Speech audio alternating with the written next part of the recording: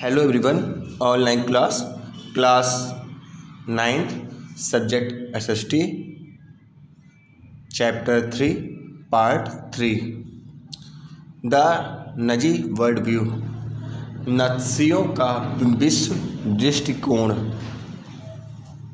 The crimes that Nazis committed were linked to a system of belief and a set of practice.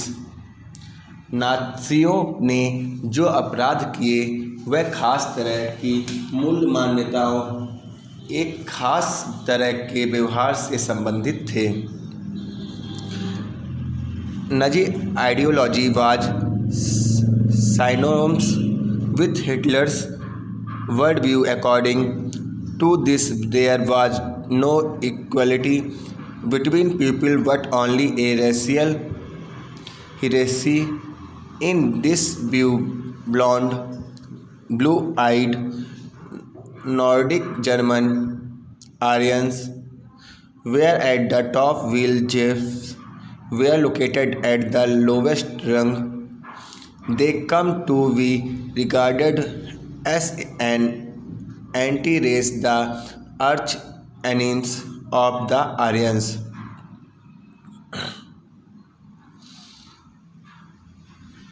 All other colored people were placed in between depending upon their external features.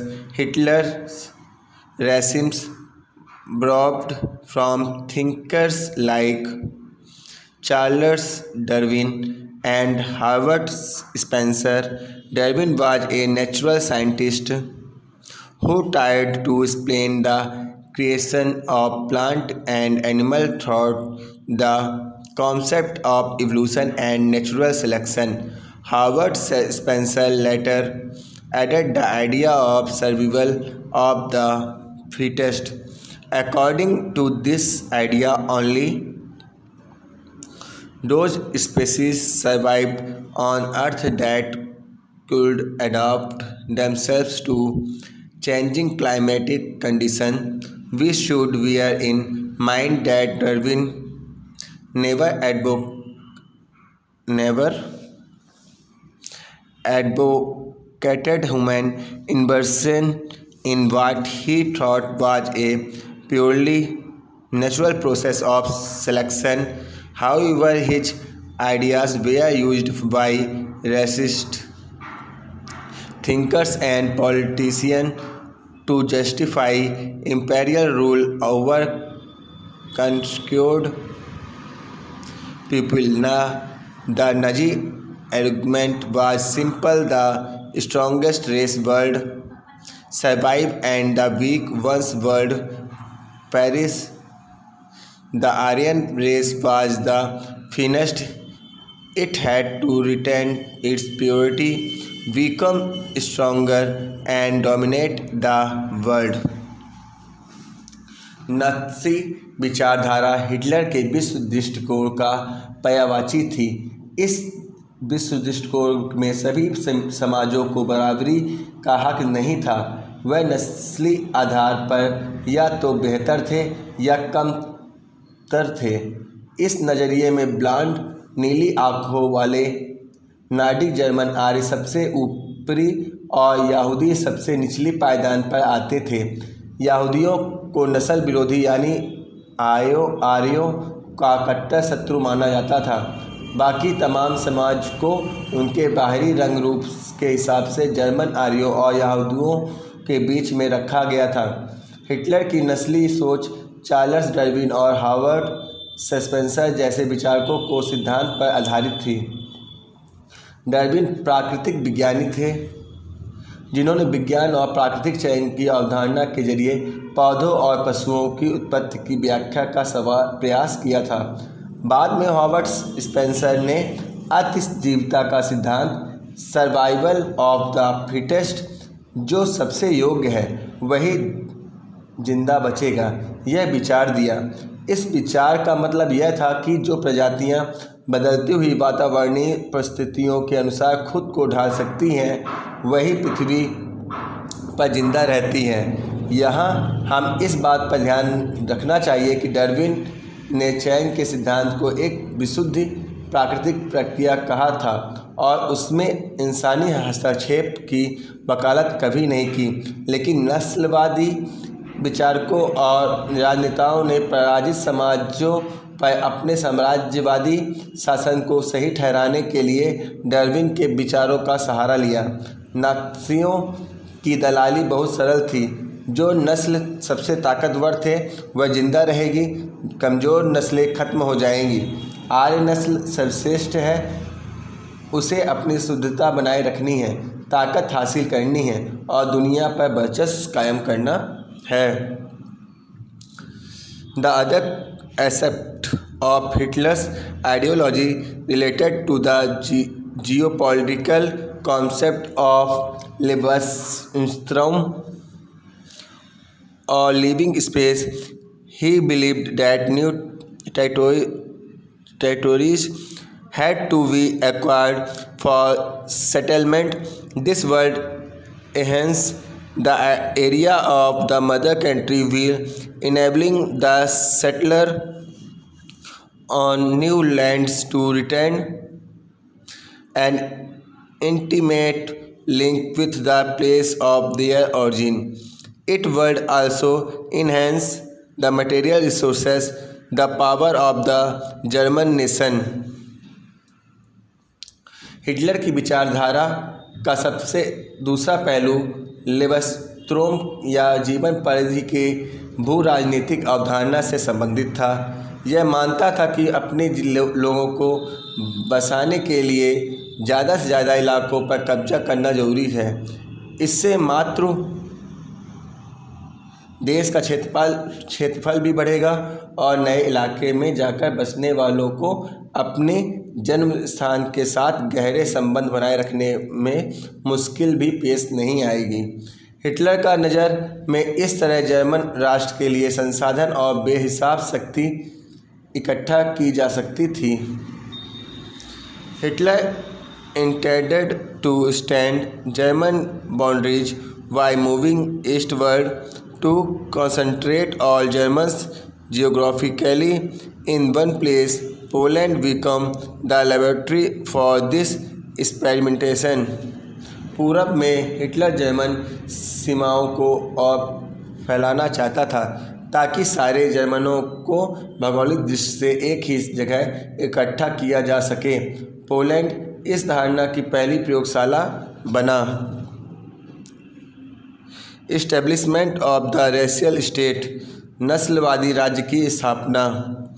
Once in power the Nazis quickly began to implement their dream of creating an exclusive racial community to of pure Germans while physically eliminating all those who were seen as undesirable in the Standard Empire. Nazis wanted only a society of pure and healthy Nordic Aryans. They alone were considered desirable, only they were seen as worthy of prospering and multiplying against all other who were classed as undesirable.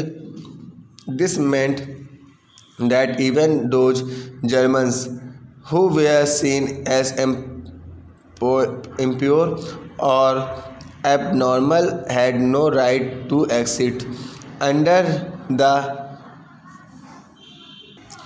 euthanasia programme. Helmut's father, along with other Nazi officials, had condemned to death many Germans who were considered mentally or physically unfit. नस्लवादी राज्य की स्थापना। सत्ता में पहुंचते ही नाज़ियों ने शुद्ध जर्मनों को विशिष्ट नस्ली समुदाय की स्थापना के सपने को लागू करना शुरू कर दिया। सबसे पहले उन्होंने विस्तारित जर्मन साम्राज्य में मौजूद उन समाजों या नस्लों को ख़त्म करना शुरू किया जिन्होंने अवांछित मानते थे। नात्सी शुद्ध और स्वस्थ नार्डिक आर्यों का समाज बनाना चाहते थे। उनकी नज़र में केवल ऐसे लोग ही वंचित थे, केवल ये ही लोग थे जिन्हें तरक्की और वंश विस्तार के योग्य माना जा सकता था, बाकी सब अवांछित थे। इसका मतलब यह निकला कि ऐसे जर्मनों को भी जिंदा रहने का कोई हक नहीं है जिन्हें नात्सी अशुद्ध या असामान्य मानते थे। यूथनेजिया दया मृत्यु कार्यक्रम के तहत बाकी नात्सी अफसरों के साथ साथ हेलमुट के पिता ने भी असंख्य ऐसे जर्मनों को मौत के घाट उतारा था जिन्हें वह मानसिक या शारीरिक रूप से अयोग्य मानते थे। Jews were not the only community classified as undesirable. There were others. Many gypsies and black living in Nazi Germans were considered as racial inferior who threatened the biological purity of the superior Aryan race. They were widely